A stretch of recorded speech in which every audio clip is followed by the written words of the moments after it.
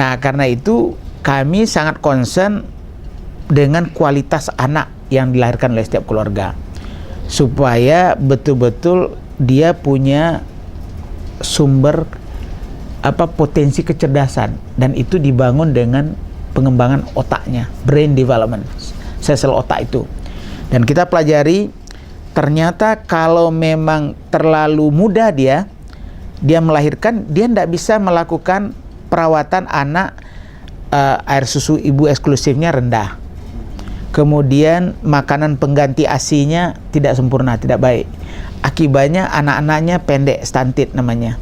Dan saat ini anak Indonesia, 1 dari 3 anak Indonesia stunted, pendek. Dan itu mengganggu proses pertumbuhan dari sel otaknya. Padahal ini kapasitas yang harus dibangun bagi setiap anak. Dan hanya bisa kalau stimulasinya kaya.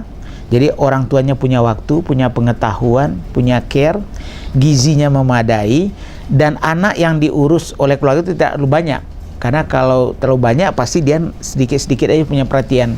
Jadi karena itu kami dari kalangan gizi di dunia maupun di Indonesia mengembangkan benar program untuk menjaga 1000 hari pertama kehidupan anak. Mulai dari rahim ya, 270 hari, kemudian 2 tahun sudah lahir. Karena ini yang paling krusial. Dan saat ini ternyata hasil riset kita 2010 ke 2013 itu tidak turun, malah naik sedikit angka stunting ini. Nah, kita agak cemas. Kita naik angka kematian ibu melahirkan, kita naik angka kurang gizi, padahal apa yang kurang sekarang kan? Kita lihat airport berdesak-desak, pesawat kemana-mana, ya kan, petugas juga tersedia. Jadi rupanya orang-orang yang memerlukan pelayanan itu mungkin belum terjangkau secara komprehensif. Dan salah satu, kalau mereka kurang pengetahuan, kalau mereka miskin, makanya otomatis dia punya banyak anak, ya kan. Akibatnya karena banyak anak makin membelit dirinya. Dipetakan nggak daerah-daerahnya Pak yang sudah, kita kan sudah punya sampai kabupaten kota dengan pakai data Riskesdas, kita kan punya mana yang tingkat kekurangan gizinya itu dari tinggi badan menurut umur itu ya, itu bisa lebih dari 40%, itu ada. Mana yang lebih dari 30%, mana yang hanya antara 20 sama 29% saja. Bisa diberi contoh?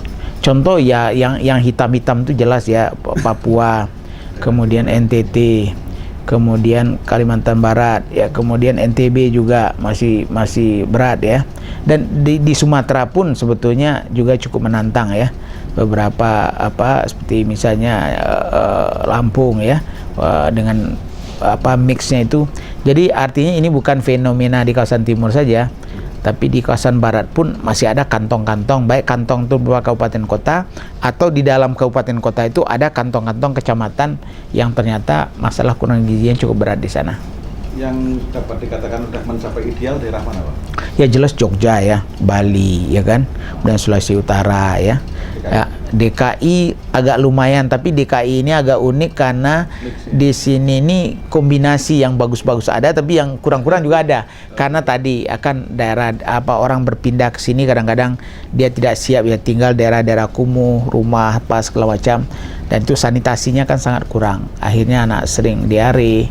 Jadi kalau ini nggak ditangani secara khusus daerah-daerah kumuh ini, ya memang Pak Jokowi kan sedang berupaya keras. Cuma kadang-kadang kan sering dilawan juga atas nama hak azazi segala macam. Tapi padahalnya kan angka indahnya kalau mereka dapat rumah yang agak layak, di rumah susun, dicarikan peluang ekonominya, sehingga paling tidak anaknya tadi sudah disediakan kesehatan gratis. Mudah-mudahan dia sekolah gratis juga sampai 9 tahun atau kalau bisa 12 tahun. Jadi kalau itu terjadi, wah DKI mungkin dengan cepat bisa mengalahkan Jogja nanti itu. Tapi sekarang kalau ingin lebih sehat, ingin lebih lama umur, tinggallah di Jogja katanya. Karena umur harapan hidup rata-ratanya lebih tinggi, jauh lebih tinggi ya. Oke, saya kira yang utama-utama sudah kita lontarkan. Mungkin ada closing statement? Iya, saya kira bahwa kita berharap ya bahwa kualitas anak-anak adalah yang menentukan daya saing bangsa. Karena itu baik sebagai anggota keluarga, apalagi sebagai ibu bapak maupun juga kakek, nenek, tante segala macam, itu harus berupaya bahwa setiap ada keinginan untuk hamil dari seorang ibu, betul-betul dia siap. Jangan sampai terlalu muda, terlalu sering dia beranak, terlalu dekat jaraknya, dan jangan pula sampai terlalu tua masih ingin melahirkan. Nah, kalau ini kita lakukan, mudah-mudahan anak kita lahir dengan komposisi tubuh yang kuat, gizi yang cukup, sel-sel otak yang sempurna, sehingga nanti potensi kecerdasan, baik kecerdasan emosional, kecerdasan intelektual dan sosialnya berkembang.